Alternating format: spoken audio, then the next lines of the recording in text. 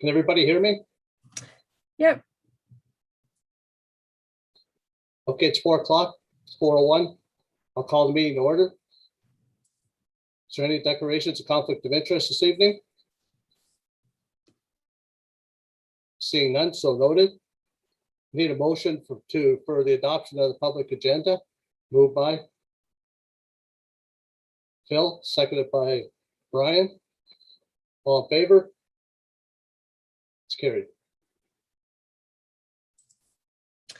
Chair, can we add the item 8.3 with regards to the OCA discussion to the agenda, please? Adoption of the minutes of the May 18th, 2021 meeting. A motion. Moved by Mr. Benito, seconded by Sherry. Any questions, errors, or omissions? All in favor? It's carried. So we have unfinished business, but we've had a motion to move unfinished business to deal with that after we're done with application. So we're going to move to the application. B1921. I'm not exactly sure who's going to speak on that for the applicant, so I'll turn it over to Corrine and we'll deal with that after. Okay, thank you, Mr. Chair. And Sarah's just bringing up the first slide of the PowerPoint presentation. Great, thank you. Okay, so the application before you, like Mr. Chair said, was B1921. It is for the creation of a new lot. The property owners are Leonard and Romy Maya, and their agent is joining us here today. His name is Mr. Danny Drage, and he is from Bayside Homes Limited. Property is 550 Bagot Street. That's in the village of Colchester. And the OP designation for the property is residential. Zoning for the property is residential R1.1, and that's for low density housing on urban lots. So the total area of the subject property is 12,000 square feet or 0.275 acres. Just to note to the committee's attention, we did have a small error on the GIS map that went around, and I'm just giving you the highlight that the map that you're seeing on the left-hand side of your screen, if you were able to read it, it would say 12,000 for both those, the severed and the retained. That is the error. Okay, so the total size is 12,000 square feet. The retained is 6,000 square feet. The severed proposed is 6,000 square feet. So this will sever it straight down the middle. Okay, so that would be a severed lot 50 feet by 120, as well as the retained would be 50 feet by 120. So just for the attention of the committee, the minimum lot size provision in the R1.1 zone is 5,000 square feet. Therefore, this proposal would technically satisfy the minimum zoning requirement for lot size. Next slide, please. So this property is within an existing residential block. It's in an older established neighborhood in Colchester, and you can see through some of these pictures here, it's surrounded by modest-sized single-family dwellings. The lot at the top there, you can see that there's some trees on it. The grade across the property is pretty consistent with the neighboring properties on either side. Next slide, please. So just a couple more photos for your convenience, showing the character of the surrounding neighborhood over on the right side. And the site is within the Colchester settlement area. Okay, so you can see in the air photo in the center of the screen, it's a real mixture of lot sizes in the Colchester hamlet. As I mentioned, the proposed lot satisfies the minimum lot area provision in the zoning bylaw. The blue arrows, which I've labeled quite a few of them there, show lots of similar square footage or lot width. Okay, these lots are tucked in an established residential block, and they're not irregular in shape or size. So this will still maintain an orderly development pattern. There has been demand for smaller houses on smaller lots within the Colchester area and within the region. So this fits in with the previous smaller cottage style lots scattered throughout the village that Colchester is known for. Next slide, please. So just a run through of the analysis of the policies. So the provincial policy statement, we have to make sure that we are consistent with the policies of the PPS, and we found no conflicts. PPS does promote mixed density in urban areas, especially in higher core areas, to promote walkable, connected neighborhoods. And the official plan also says severances for infill lots are encouraged within residential designation if meeting the zoning provisions. And there are lots of record in this neighborhood that are of comparable size. The zoning bylaw, as I've stated a couple times here, it does meet the minimum provisions, and the applicant has allocated a couple of building envelopes of modest size on this lot, and that was in the first slide that I showed you. It shows the layout, that those building envelopes and the size could fit 2 modest size houses on that property. And lastly, this property does have access to all municipal services, which is municipal water, storm, and sanitary, which are all available. Next slide, please. So should the committee choose to approve this application, this is the list of the typical conditions that would be applied to a consent for a new residential lot. Upon circulation, we did not receive any objections from internal departments or external agencies. We did receive, however, one public comment yesterday afternoon from a neighboring property. The owners are identified as Mr. Milton and Penny Harris, 580 Bagot Street. I will read this comment aloud now because I understand that the Miltons were unavailable to attend today. And because I did receive these comments late yesterday, they were not included in your planning comments that were distributed on Friday. So I will read that now. Just give me 1 sec to bring that up. And it states, to whom it may concern, first, please note that we will not be able to attend the meeting virtually, but want for the record our written response with our concerns for this variance.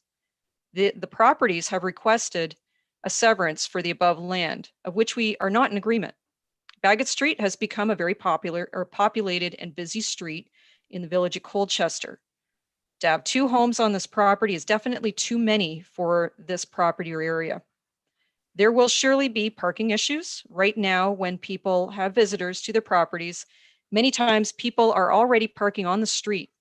The street is not very wide for allowing parking on the street. Safety issues with children using the street as a cut through for the subdivision to the north of us.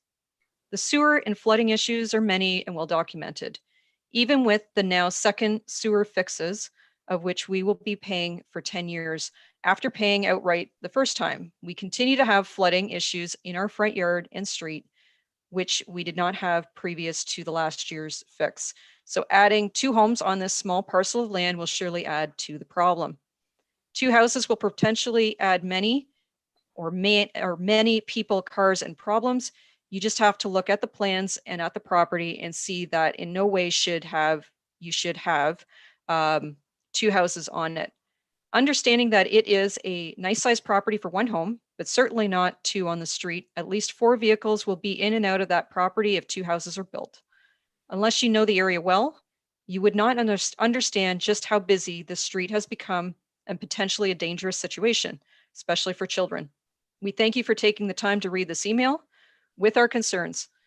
We will try to watch live, but may be unavailable. So please let us know what the decision is on this proposal. And that is, again, Milton and Penny Harris, 580 Bagot Street. Okay, so just back to the PowerPoint. Actually, at this point, I will turn it back over to you, Mr. Chair, for discussion. And we do have Mr. Danny Drage here joining us to speak on behalf of the application.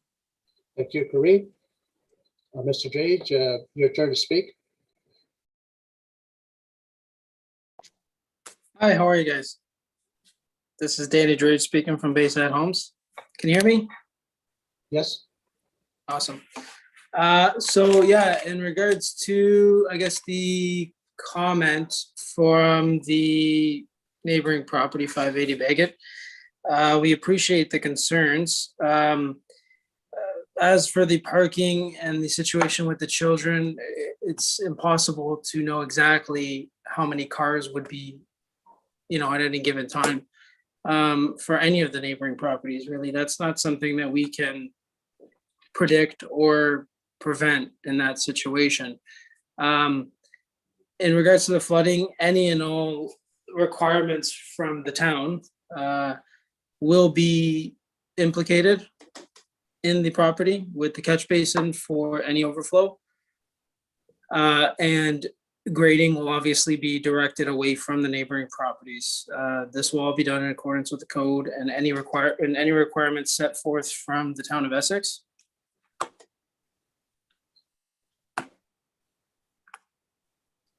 Is that it? I believe so. I think in regards to the other, I think that covers. Yeah, sorry, I forgot to mention, my apologies.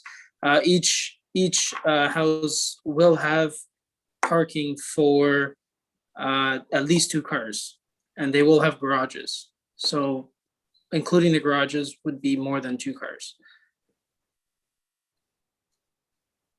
Okay, thank you. Any questions from the committee? Sherry? Just a quick question to administration through you, Mr. Chair. There was talk of a sewer improvement fee in that letter. Would this lot be subject to those fees as well? Will they be paying for their fair share of the sewer? Through you, Mr. Chair, I would defer that question to Rita if possible, because I would not be able to, I would have to get back to you with regards to that. So perhaps Rita can add. Okay, Rita? For you, Mr. Chair, we have the fortunate opportunity to have Lindsay here, Lindsay Dean. Lindsay, I don't know if you know the answer to that question because I don't. Mr. Chair, I guess I don't know offhand because I haven't reviewed this specific application, but generally speaking, I don't know, is this a municipal drain it's going into or a storm sewer? It's a storm sewer, Mr. Chair. Okay, I can't speak on storm sewers, unfortunately. I can only reference municipal drains. Just one item, Mr. Chair. We did circulate this to infrastructure services, and we did not receive any objections or comments from them. So just a heads up on that. And if this is something that we can obviously get back to you on, but that's where I have to leave it. I don't have an answer for you on that. Okay, thank you. Mr. Beneteau?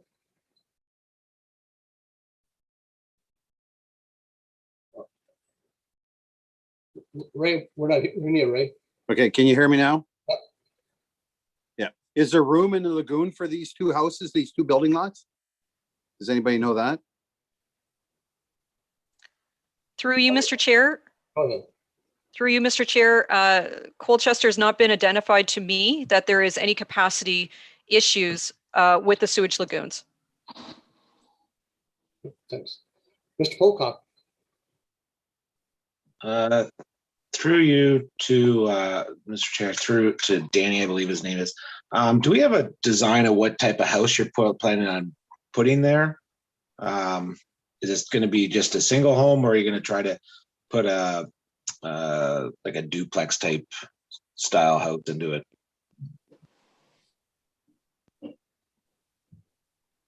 Thank you for that question. At the moment, we are still working on designs for what kind of house we are going to fit in that building envelope. I don't have any exact answers for you right now.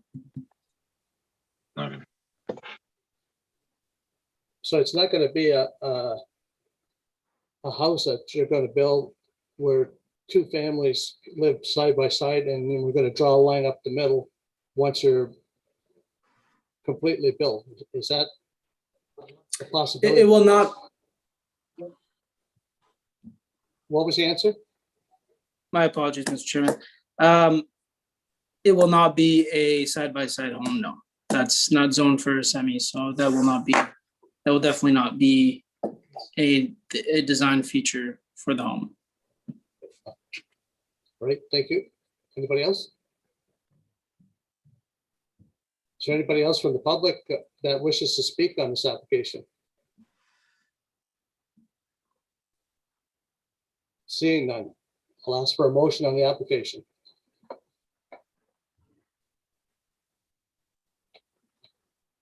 Mr. Gray, go ahead.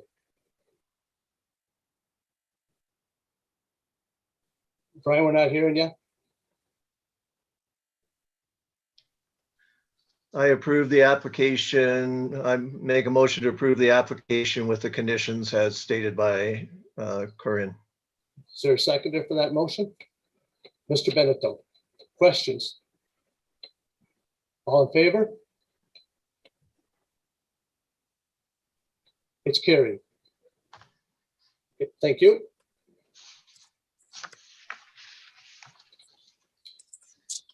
Now we'll move to unfinished business.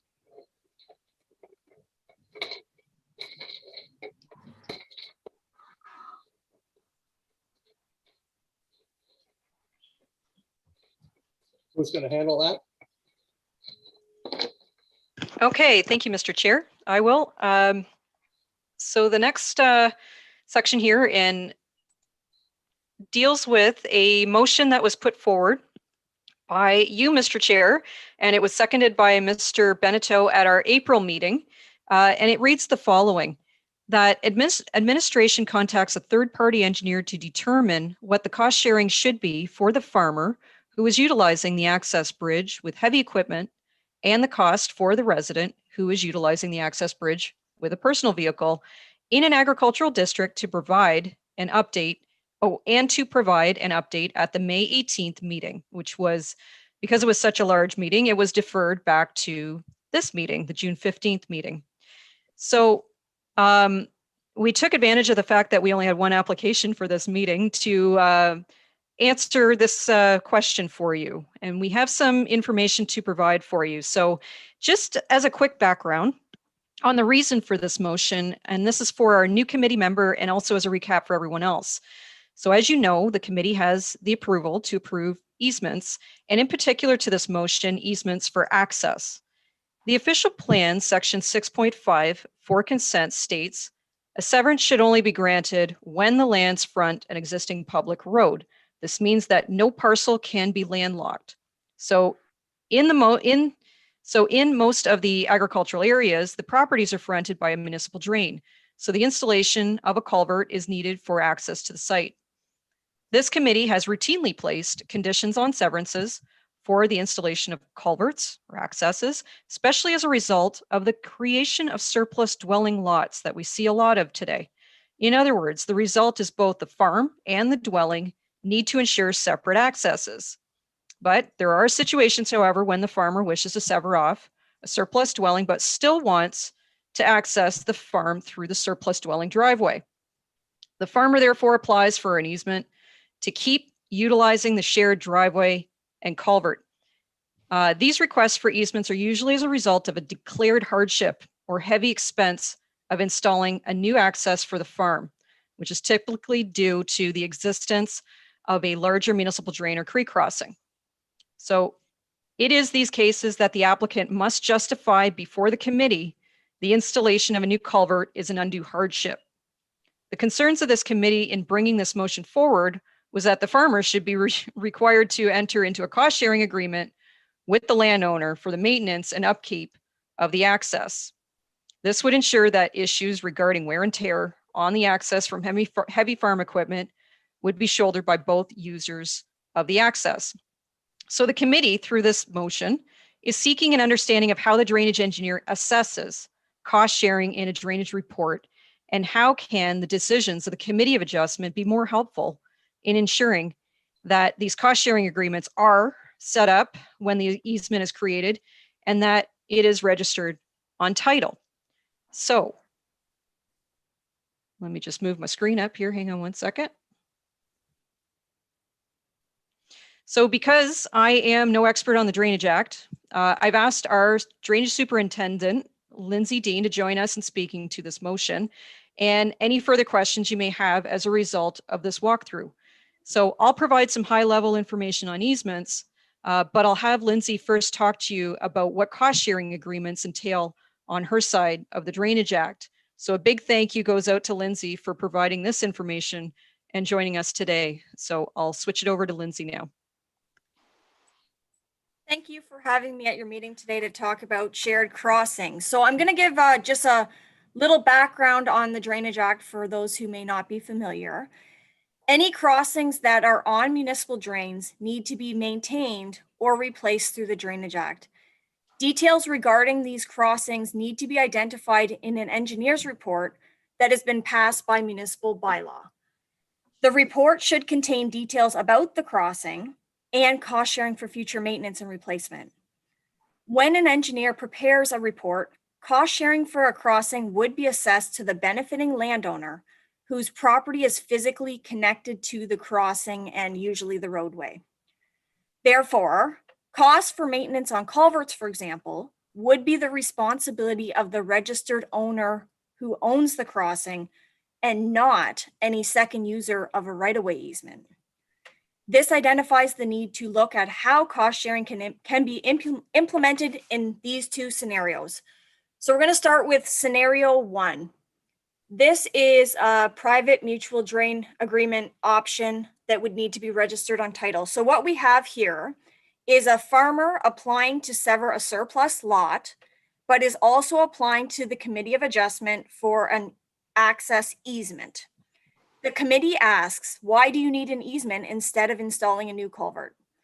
The farmer states that a municipal drain along the road is very large and the drainage engineer said it would be extremely expensive and take a very long time through the Drainage Act process to install another access specifically for the farm. The committee could take financial hardship into consideration and grant an easement. So a cost sharing agreement could be set up between the owner of the crossing and the farmer who wants to use it using Section 2 of the Drainage Act, excuse me. That would be through this mutual drain agreement option I've shown here on the screen. This cost sharing agreement is drafted by the property owner's solicitor and then registered on the property title. If works are needed on the crossing, the owner of the surplus lot would have to go through, excuse me, I'm just gonna grab a drink.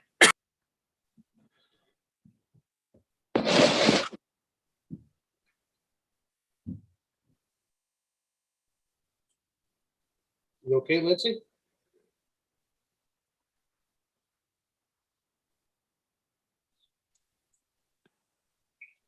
Norm, are you there? Sorry about that, just a little tickle in my throat. Okay, so I'll just follow up on my last sentence here. If works are needed on the crossing, the owner of the surplus lot would have to go through myself using the Drainage Act process. Any costs would be assessed fully to the landowner.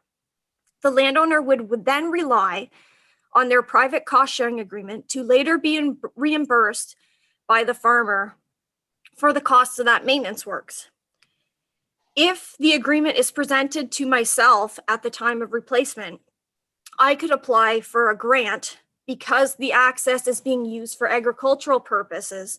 And this is actually outlined in a policy that OMAFRA has on their grants, that an agreement like this would need to be in place in order to get a grant.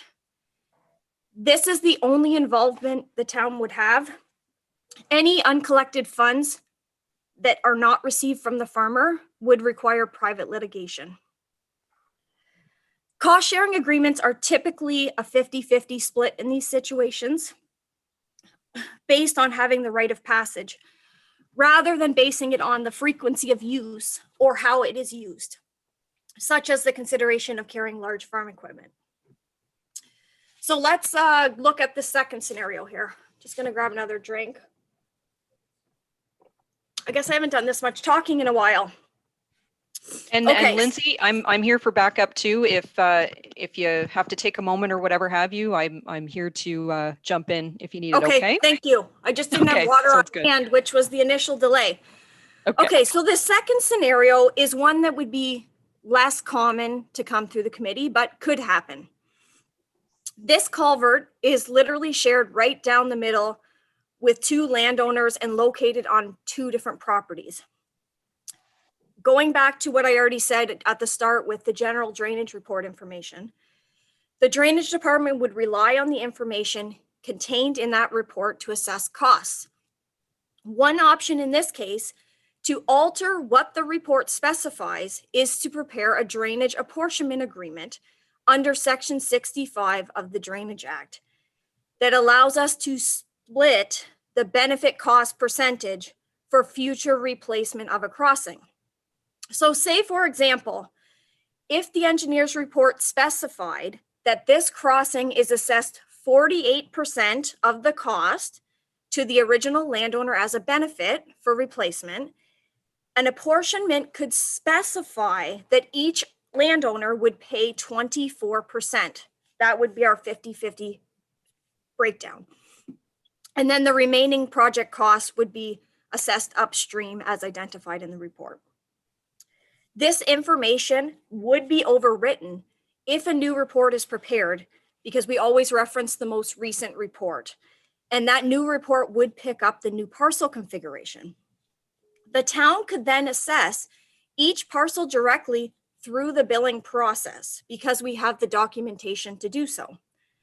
The alternative to this could also be through the use of a mutual drain agreement, as I described in the first situation. But again, going through that alternative, that would be through private arrangements between the landowners. So the initial motion asked, how does the engineer calculate the cost to the owner? And is there any way to get second parties to pay their share? So the drainage report assesses culverts through the right to use an access and does not differentiate the frequency of how much an access is used or the type of equipment traversing it. Because of this, it would make sense that in most cases a 50-50 split would be applicable, even if one side was used for residential and the other was used for farming. Okay, next slide. So this is the legislation pertaining to mutual drain agreements under Section 2 of the Drainage Act. So this is what I referenced would mostly be applicable in situation 1, where you would have that easement and the access is only located on one property. So this section of the act specifies what needs to be contained in these private agreements. So if you can see on the highlighting, it gives some details on what's required. It's under Section 2 of the Drainage Act. You have to describe the lands, the estimated costs. Again, the cost would be through myself, so it's not overly applicable in this exact situation.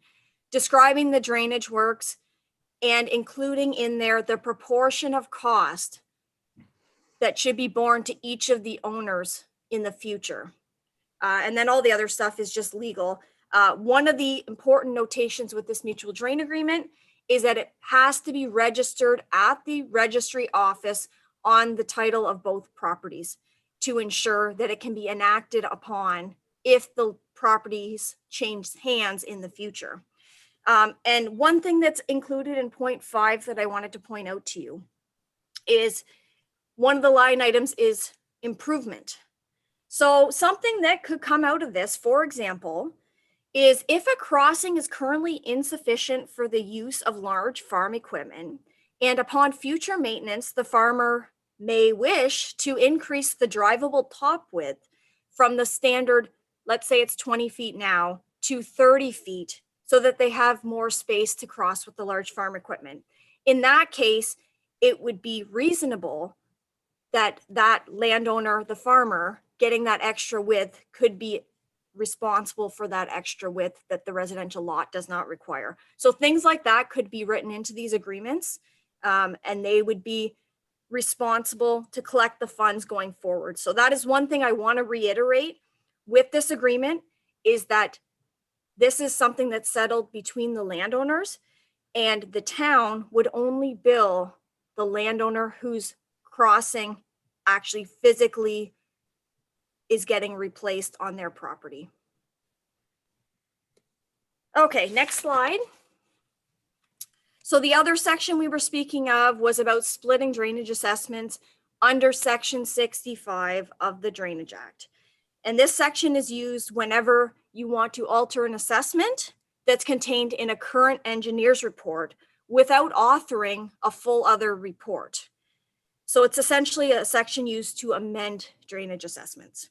So one of the assessments, the reason to alter an assessment could be the alteration of land. So under Section 65, subsection 1, the engineer is appointed to split assessments. So that's where we would hire an engineer and they would be the one to determine what the splits should be. However, more frequently we use subsection 2, where the landowners mutually agree on the splitting of the assessments. As you may recall, this is a requirement of severance that is already used to split the drainage assessments to pay for future maintenance works. So the proportion of a culvert, for example, or a crossing could be split using this section as well, but only if the cost sharing is provided in the report. And what I mean by that is older reports do not give detailed breakdowns on cost sharing for future replacements of culverts. So if it is not specified in the report, then a new report would be required to determine cost sharing. The newer reports do contain cost sharing in a percentage form, as I already gave you an example earlier of this is the percentage of benefit cost to the landowner receiving the culvert, and this is the percentage that gets split as an outlet liability to the lands located upstream of that structure. There is also the alternative that this culvert may not even be identified in a drainage report. And that is something I come across often, which will segue me into my next slide. So that is what I am proposing to be one of the very first things that gets examined before we would even look at one of these situations, is to ensure that the crossing is a legal entity of the municipal drain, meaning it has to be included in a drainage report. If it's not a legal entity, then it should be incorporated into a new drainage report. So is the crossing on one property or shared between two properties would be the next item to be examined. If the access is located on one property, a mutual drain agreement with cost sharing that the landowners privately work out that agreement and collect funds outside of the town or Drainage Act could be an option. The next option would be we have a crossing that spans two properties. And I went through with you the option to do a Section 65, which would probably be the preferential option, but we could also look at doing a Section 2 mutual drain agreement there as well. So just to reiterate, benefit is assessed as a right of use and would typically be split 50-50 and is not based on what percentage each party uses the culvert. The Committee of Adjustment is able to apply conditions that are reasonable, relevant, necessary, and fair. Applying a condition to establish a cost sharing agreement is considered reasonable pending a particular proposal. Now, I would like to really push the point here that each of these situations needs to be reviewed on a case-by-case basis to determine which of these options I've looked at are even applicable and what is fair. There may be times where it doesn't even seem reasonable to allow a shared entrance and we would push to go forward with a new crossing instead. So I'm giving you all this information as a blanket information session of the options we have. However, I'd really like to emphasize the point that we would look at each application individually and see which of these situations applies. Next slide, please. Okay, so in summary, any crossing that will become shared needs to have cost sharing.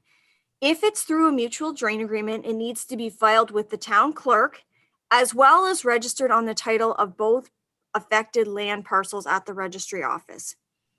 If the shared agreement is through a change in assessment under section 65, both landowners would need to mutually agree upon the cost sharing split. If a crossing is not identified in a drainage report that it's not a legal part of the drain, a new drainage report will be required. Where a crossing does not have specific cost sharing included in the report, then that would eliminate the possibility of using the section 65 apportionment splitting mechanism under the Drainage Act. Each situation requires individual review to determine which section of the Acts works best, or whether it's even an alternative to have a shared crossing.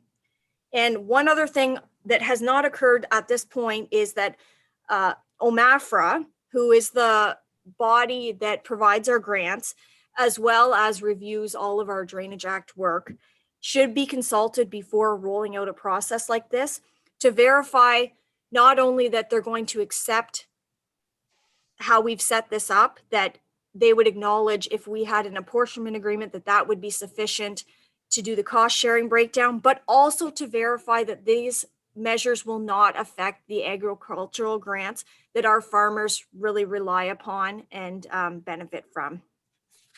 Next slide. So third-party comments were received on this topic.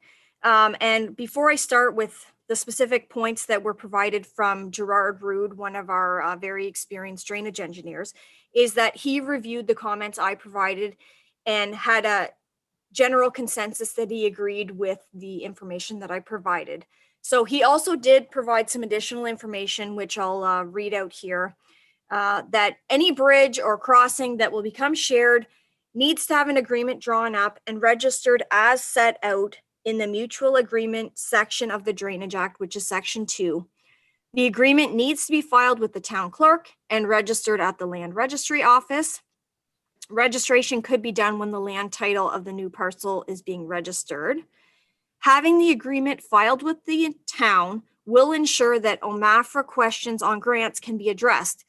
So the program that OMAFRA administers on drainage grants is called the Agricultural Drainage Infrastructure Program. And it is actually identified in that program that this would be a requirement to receive grant. However, I'd like to look at all options to make sure that we're covered so that we would not jeopardize a grant. All access bridges are designed for safely conveying highway loads. Since any type of vehicle or equipment could be brought across the crossing for deliveries or use on the parcel, whether residential or agricultural. So his point here is that they do not take into consideration cost sharing based on the type of use of this crossing. Both parcels will have access to the full width of the bridge at any time. Any assessment for benefit for the bridge should be shared 50-50 to each parcel when maintenance or repair is required. And I'm sure there are situations where it may be fair for the cost sharing to not be 50-50, but again, that would be something that would be looked at on a case-by-case basis.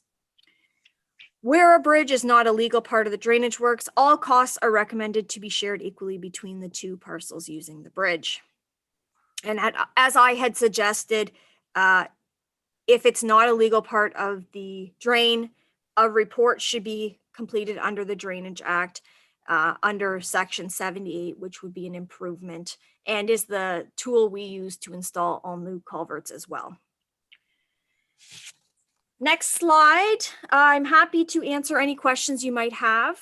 I know that was a lot to take in one sitting, but there's definitely a lot of considerations to look at when the committee is considering these options for shared crossings. Okay, Lindsay, I want to thank you on behalf of the committee for your time. You put a lot of effort into this. It was a kind of a simple question that seems like it's gotten quite large here. But thanks a lot for your time. Any questions from the committee? Mr. Beneteau. Who's paying for all this extra work that Lindsay's telling us it should be done before us, you know? Like, who's gonna pay for giving the clerk to do this, have Sarah and everybody else take care of all this stuff? Who's gonna pay for it? Is it all gonna be charged back on the person that's coming for the severance? Through I you, don't know. Mr. Chair. I don't know. Can you answer that one, Lindsay? Through you, Mr. Chair, I would propose that could be something discussed if it's decided that there's a fee to look at this. I don't know. That could be something that would be reviewed with administration to see, you know, what is exactly required in these situations. Okay, and my next question is, if like you're saying, okay, if it's a hardship, you know, we should look at this and do that.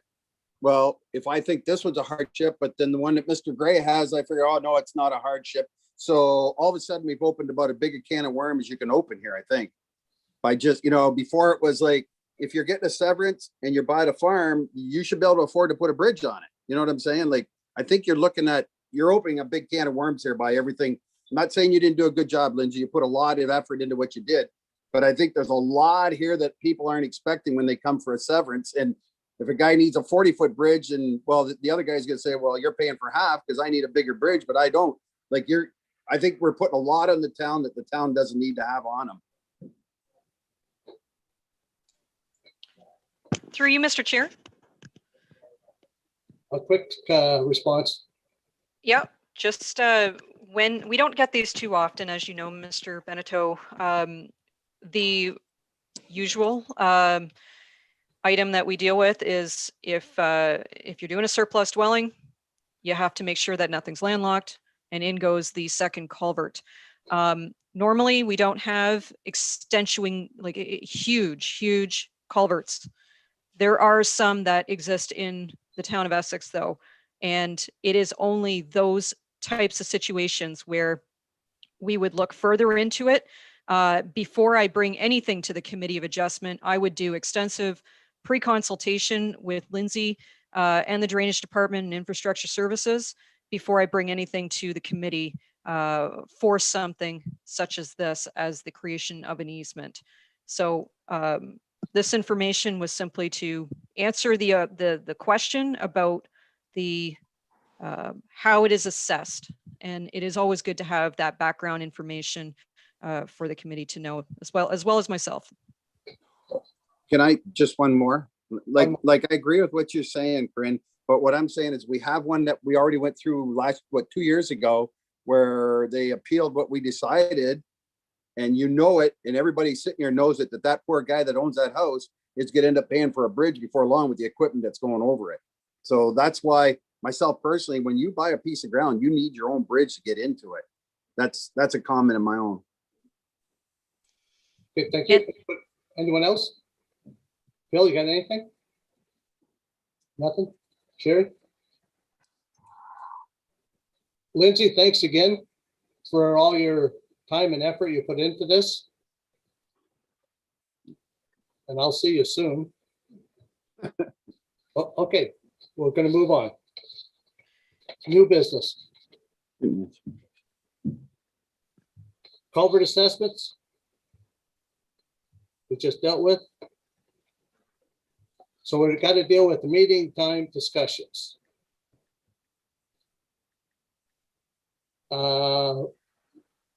Is it Corinne that's speaking on this, or?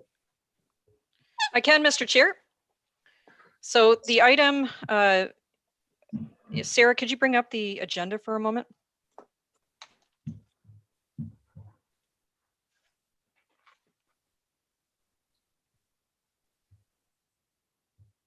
Okay. So the next one on the list is 8.2, so meeting time discussion. It was brought up by our new member actually, that it was a question as to our meeting dates or our meeting times are set at 4 p.m.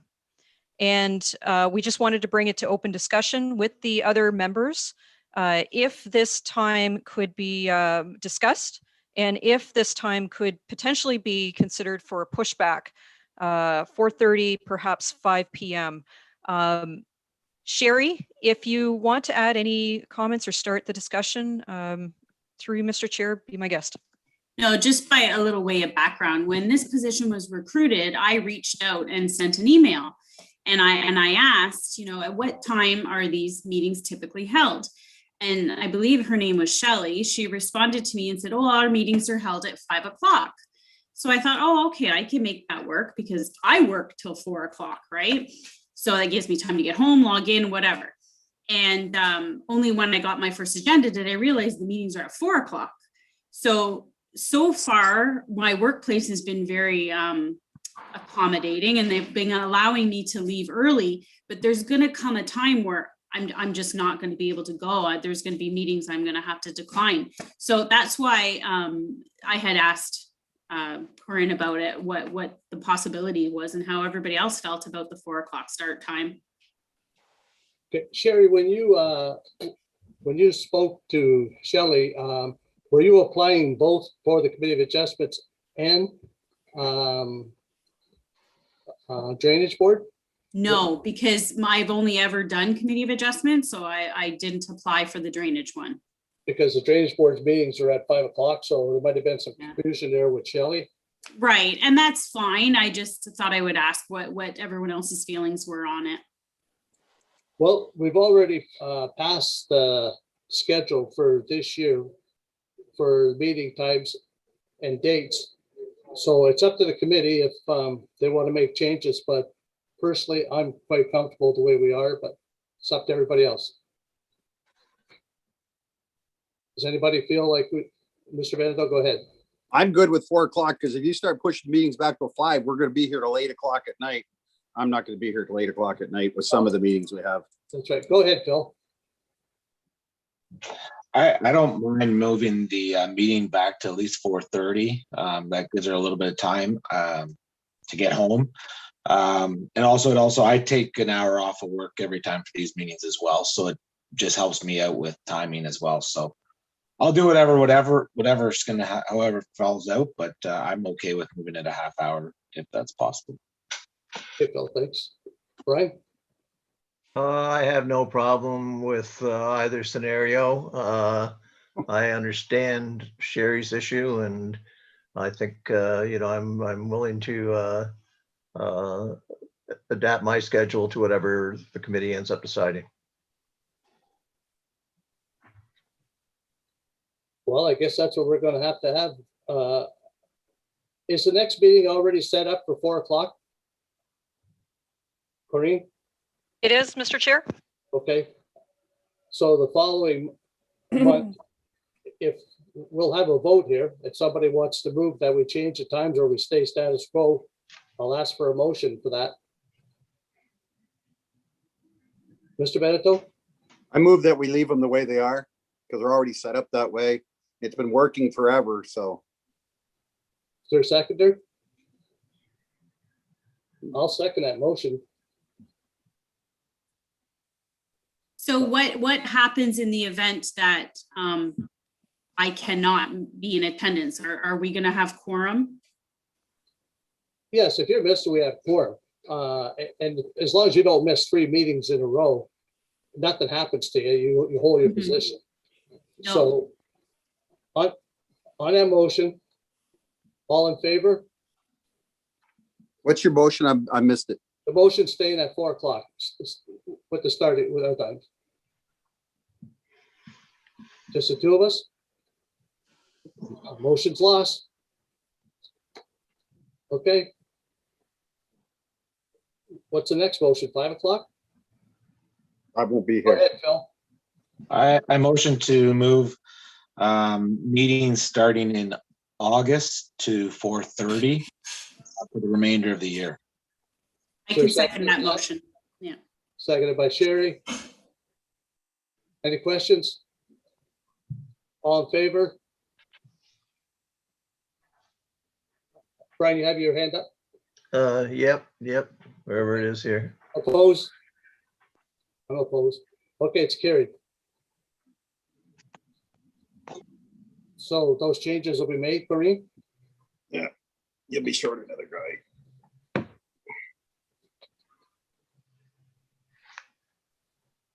Next on the agenda, the OCA conference.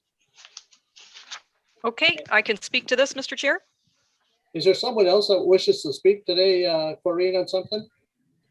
Or is this, are you going to address this?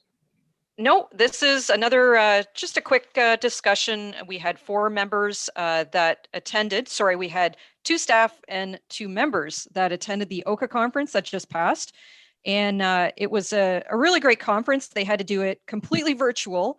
And it was pretty handy because we were able to all attend.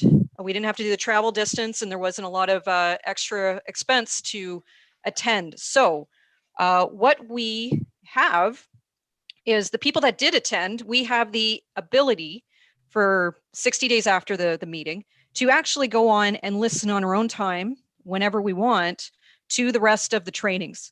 And if they continue with this being digital, I think that would be really good. But that way we might be able to prepare, use those trainings that we did and help, pass it on to the folks that couldn't attend. So I found that I attended 3 or 4 already, and I found that they were all excellent. They had lawyers presenting, they had people from Committee of Adjustments and everything, and I thought it was really, really useful. So I attended one that dealt with consents in prime agricultural areas, one that was about understanding adjudication through a lens of the tribunal. So dealing with, hey, if we got to go to the tribunal, what is their perspective of these applications? How are they looking at it? What should we be a little bit more versed or aware of on how they are going to interpret things?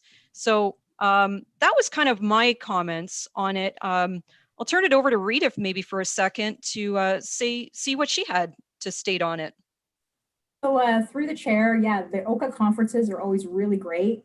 The seminars I attended were pretty heavy on the legal side because that's just what interests me. The first one I attended was regarding changes to Section 50 of the Planning Act. For those who aren't aware, Section 50 of the Planning Act actually deals with the subdivision of land. Section 53 deals with consents in particular, but Section 50 deals with when you can convey land. So the person doing the presentation was actually a real estate lawyer, and he's been making comments on this section for at least 33 years, since 1988, for as long as I've been alive. And he's had a lot of interactions with committees of adjustments throughout Ontario and with planners in particular. And he's finally retiring because these amendments are going to be made probably in July. They just haven't been proclaimed yet. And one of the amendments that they're going to make is regarding when properties actually merge. It happens when you own a property in combination with your spouse as joint tenants. That spouse dies and you own an abutting parcel in the same fashion. So they automatically merge on title upon the death of that spouse or that joint tenant. That's changing.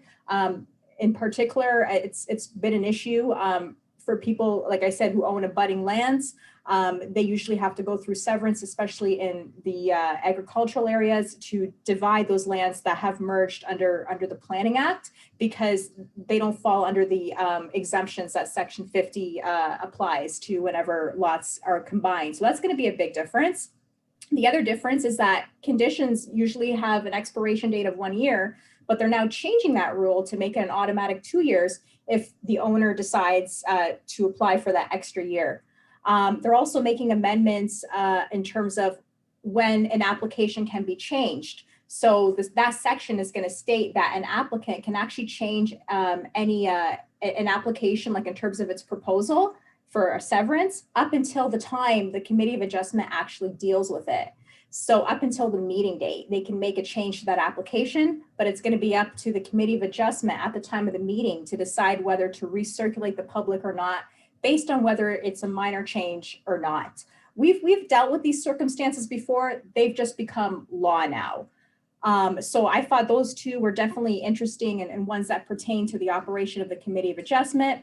In terms of one other seminar I attended, it was about the severances in rural areas. They heavily dealt with surplus dwelling lots, and they explained that farm consolidation is definitely a must. there has to be an acquisition of additional farm parcels that render that farm dwelling surplus. So that has to be a part of that application and a part of your decision in determining whether it is a true application for surplus dwelling. The other one I found interesting was about legal non-conforming uses. So again, just emphasizing that when there is an application to, expand a legal non-conforming use, you're really just dealing with that expansion. You're not dealing with the building itself. You're just dealing with that section that's going to be added on as an addition. So those were the three that I found were really interesting.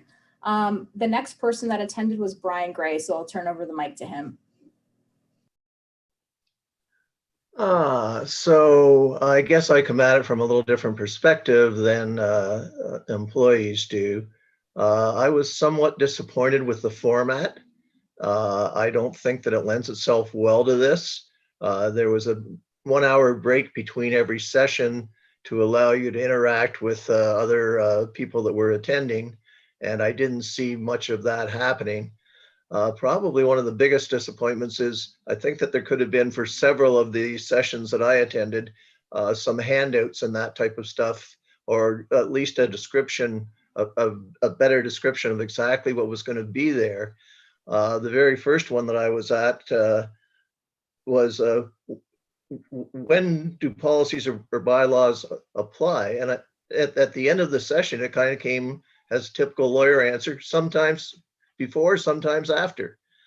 What was really a little aside on that, this guy frequently during his lecture would just skip over slides that were on there. He'd say, oh, don't have time. He had so much stuff to tell us. We could have done a whole day with this guy. A little funny aside for the guys who've been here for a while, several times during his presentation, he referred to Mr. Kruzhelnicki. And Percy, I'm sure you're well aware of who he was. And that kind of distracted me every time he brought up his name. I was going, that was kind of funny. They all came from a legal perspective, even lessons learned from the ombudsman. There were a couple of interesting parts there. In 2019 and 2020, the ombudsman dealt with 26,423 complaints. And actually, since 2016, they dealt with 16,000 municipal complaints. And what the ombudsman does is that they make recommendations that have no power. So they're not orders, they're just recommendations. And the complainant can choose to, the plaintiff or the aggrieved party can choose to ignore them or to enact on them. There's no power of the ombudsman. I was kind of going, that was kind of a little bit of a disappointment. There's been some changes. On June 1st, LPAT is now OLT, which is the Ontario Land Tribunal. So I didn't quite know what that ended up meaning, but one of the speakers just made a mention that, hey, you guys should be aware that now it's going to a different system. So we'll see how that goes. I attended two of them on that had prime ag land as a part of their presentations. That was pretty interesting. The one guy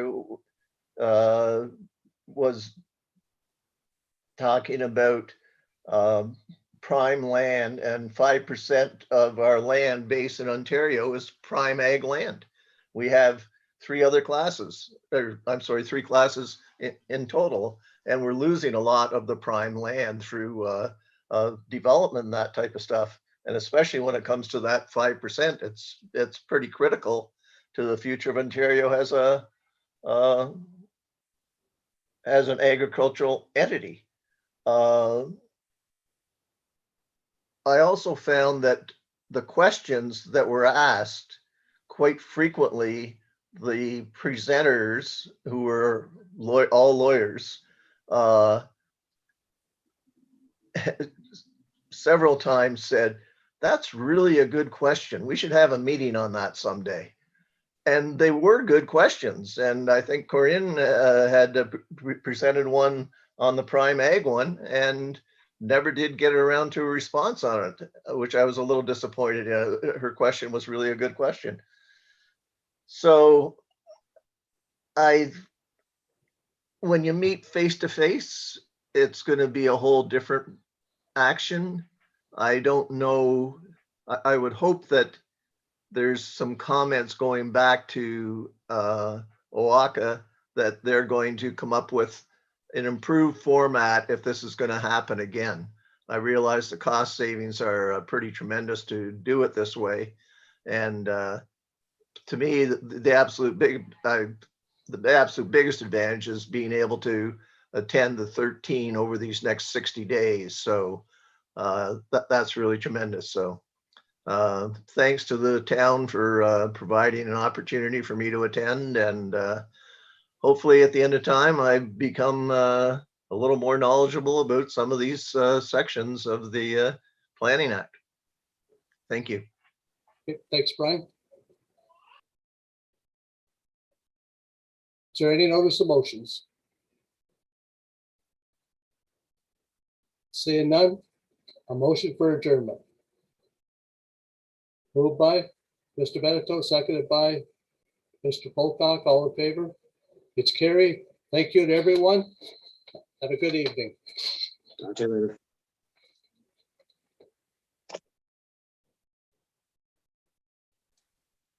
Thanks, everyone. Have a good night.